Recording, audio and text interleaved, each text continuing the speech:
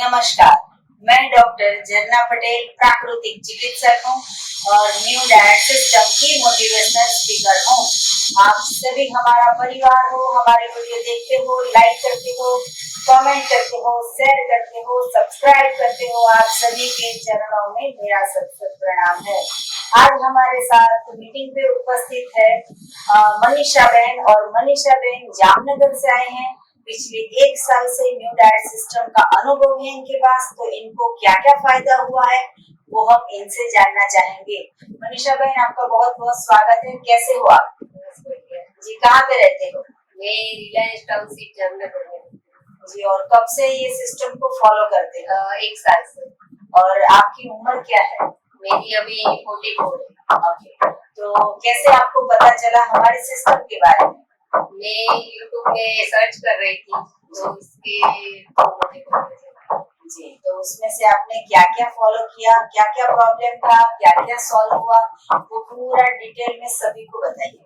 तो मुझे एक्चुअली में वो स्टोन था पहले तो किडनी में, ओके। फिर यूट्रस में वो फाइब्रोड था जी।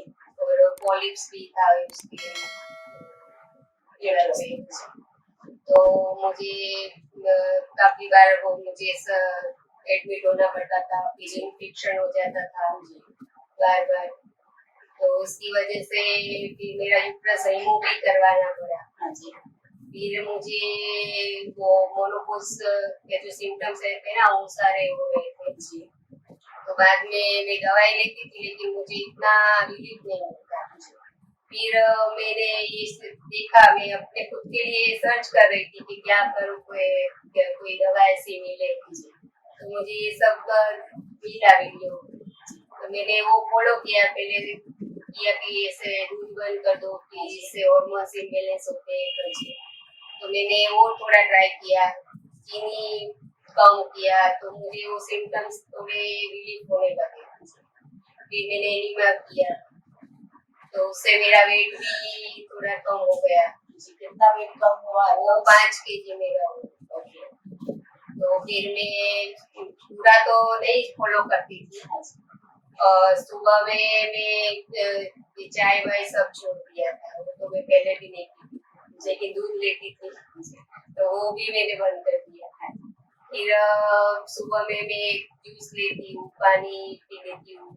फिर कभी ऐसा लगता है कि कुछ खाना है तो फ्रूट्स वगैरह खा लेती हूँ। तो आपने जूस कौन सा पिया, कैसे बनाया? जूस में ग्रीन जूस भी मैं हर रोज नहीं ले पाती थी, कभी कर देती थी। तो जो भी होता था मेरे पास, वो धनिया है, पुदीना है, पालक है। फिर मेरे यहाँ वो पीछे पेड़ लगा है, तो वो नींबू का वो पत्ता मिलता है, तो वो डाल देती हूँ। पीली जो बोलते हैं उसके पेड़ है, तो उससे वो भी मैं डालती हूँ। ऐसे बीच बीच में बनाती, उसमें सब डाल के भी क्या सब क्या डाला? उसमें नमक डालती थी, फिर दूध का पाउडर डालती थी। फिर खटाई के लिए मैं वो आंवला का जूस में स्टोर करती हूँ, तो मैं पहले भी लेती हूँ, तो वो डालती हूँ और ऐसे करके पी लेती हूँ। तो आप अकेले पीते हो या सारे घर में मेरी बेटी होती है, तो वो तो उसको तो मैं दे ही देती हूँ। हस्बैंड कभी होते तो उनको भी देती हूँ। बेटा बाहर पड़ता है तो वो नहीं रहता है, वो जब आता है तो वो भी पीता है। अभी वो आया होता है तो मैं उसको देती हूँ, तो वो पी लेता है। और फिर आप लंच में फिर क्या फ्रूट्स लेते हो? लंच में मैं जो भी मेरे अवेलेबल होता है वो लेती हूँ। मैं सलाद भी लेती थी काफी अच्छे से, वो स्प्राउट किए हुए मूंग डालती थी, फिर जो टमाटर, ककड़ी, वो सब कुछ डाल के पूरा बाउल करके। तो इसके अलावा आपको और क्या प्रॉब्लम था कि जो कई सालों से आपको परेशान कर रहा था, वो भी ठीक हुआ? मुझे साइनस का था, सिर दर्द रहता था बार बार जी। और फिर मुझे कॉन्स्टिपेशन था, इसकी वजह से मुझे वो बोलते हैं ना फिशर वगैरह, हाँ, तो वो हो गया था। तो उसमें मुझे दर्द रहता था, पहले जाती थी तो।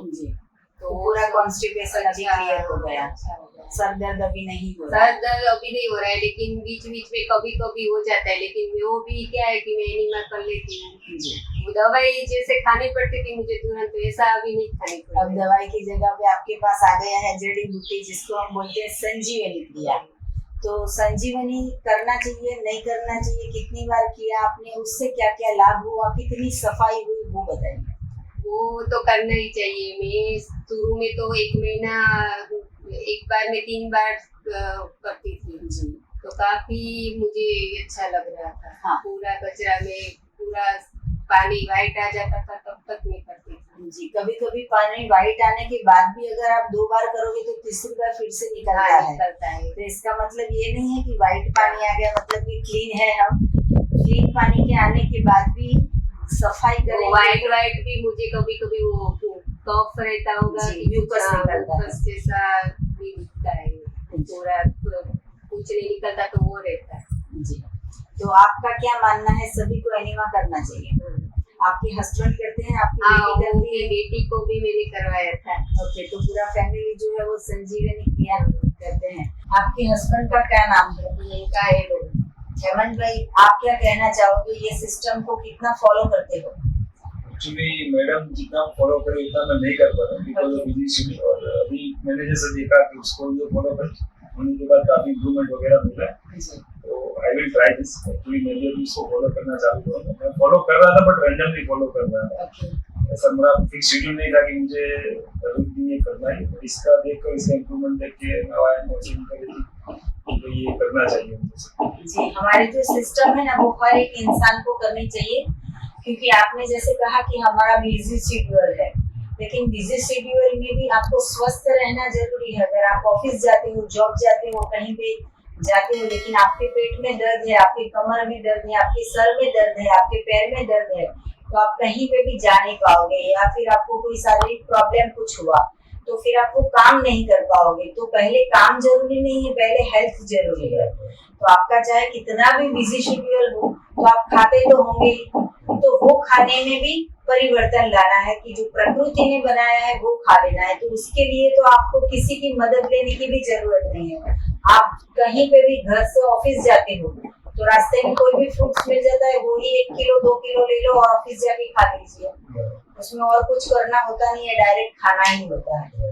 तो ये सिस्टम है वो हम कहीं पे भी कर सकते हैं। और जेंट्स जो है वो तो इजी इतना पड़ता है कि रास्ते में गन्ने का जूस मिल जाता है तो 4-5 गिलास गन्ने का जूस पी लो। एक गिलास क्यों पीना है, 4-5 गिलास ही पी लेते हैं। तो 5 गिलास अगर जूस पी लोगे तो ब्रेकफास्ट भी हो गया, लंच भी हो गया। तो अगर हमें स्वस्थ रहना है तो ये सिस्टम को तो करना ही पड़ेगा। आपका क्या अनुभव है एनीमा के बारे में? एनीमा मैडम मैंने अभी तक जो 4 से 5 बार किया, वो करने के बाद हमको काफी रिलीफ मिलता है। That is my experience. But मैं वो भी again because of busy schedule को फॉलो नहीं कर पाता हूं, बट आई विल ट्राई। नहीं, उसको लिए पहले ज्यादा से ज्यादा उसके लिए समय देना है, फिर ऑफिस के लिए समय देना है। और आपने अभी अभी आपकी वाइफ ने कहा कि चाय छोड़ दी है, दूध छोड़ दिया है, तो कैसा लगता है कि वो चाय और दूध छोड़ने के बाद आपको काफी कंफर्ट फीलिंग महसूस होता है। एनर्जी लेवल भी थोड़ा आपको ऐसा लगता है कि थोड़ा एलिवेट हुआ है, because stomach is good. Stomach से थोड़ा वो लोड कम होता है तो आपको भी अच्छा लगता है। जी। तो ये मैं कंटिन्यू रखा है बात, बिकॉज मैं सालों से चाय पी रहा था, इनफैक्ट बहुत ही ज्यादा पीता था। दिन में 4 बार तकरीबन पीता था। पूरा मैंने कंप्लीट स्टॉप। टोटली चाय आपको बंद कर दी। जी। आपके हस्बैंड जो है वो कितना सपोर्ट करते हैं आपको? सपोर्ट बहुत करते हैं।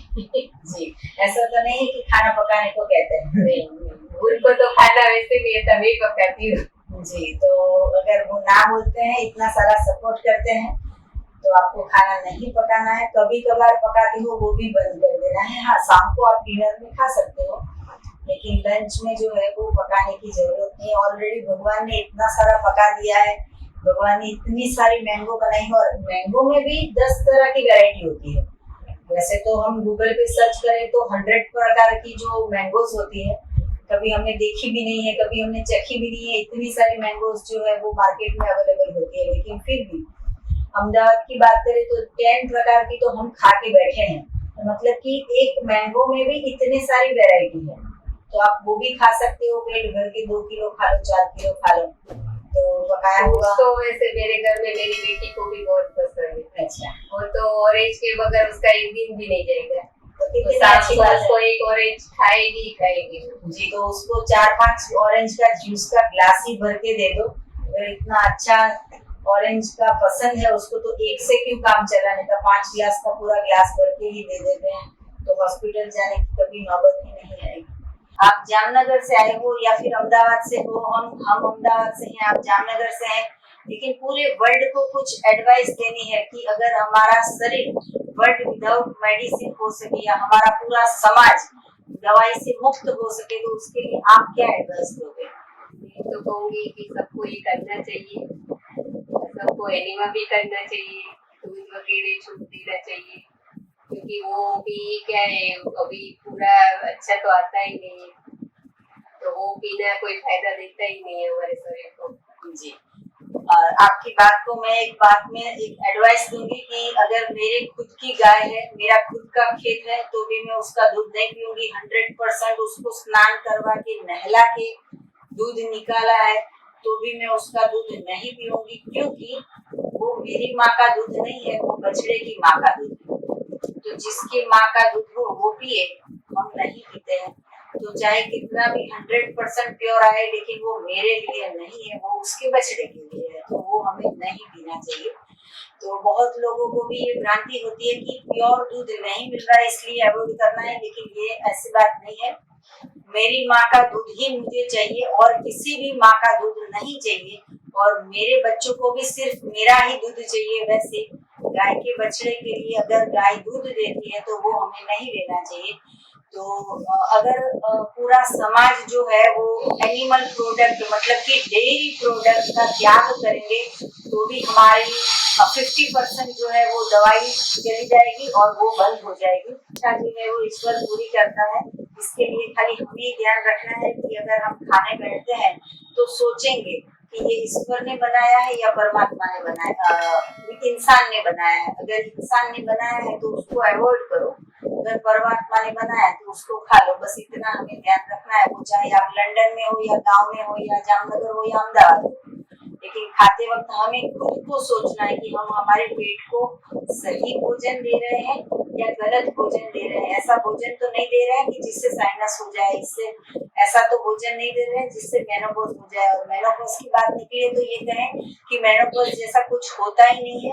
हम गलत भोजन खाते हैं इसलिए ये सब सारे सिम्टम्स आते हैं। तो ये भी सारी की सारी भ्रांति है। अगर हम परमात्मा का बनाया हुआ, नेचर का बनाया हुआ, प्रकृति का बनाया हुआ खाएंगे तो मेनोपॉज भी नहीं आएगा और कैंसर भी नहीं आएगा। आप यहाँ पे आए, आपने अपना कीमती समय दिया, आपने अपना अनुभव बताया, इसके लिए आपका बहुत बहुत धन्यवाद। थैंक यू, आभार। जितने भी साधक हमारी वीडियो देख रहे हैं उन सभी के लिए मेरा फोन नंबर है 9824317955। सुबह में 10 बजे और 12 बजे के बीच में आप मुझे कॉल कर सकते हो। अहमदाबाद के नारायणपुरा में हमारा एनटीएस सेंटर है, जहाँ पे निःशुल्क में आके आप हमसे मिल सकते हो। अगर आपको मिलना है तो यही नंबर पे व्हाट्सएप पे मैसेज करके अपॉइंटमेंट लेके आप हमसे मिल सकते हो। सदा स्वस्थ रहो, सदा खुश रहो, सदा तंदुरुस्त रहो, सदा हंसते रहो, सदा हंसाते रहो, ऐसी शुभकामनाओं के साथ। थैंक यू, आभार, प्रणाम, बाय।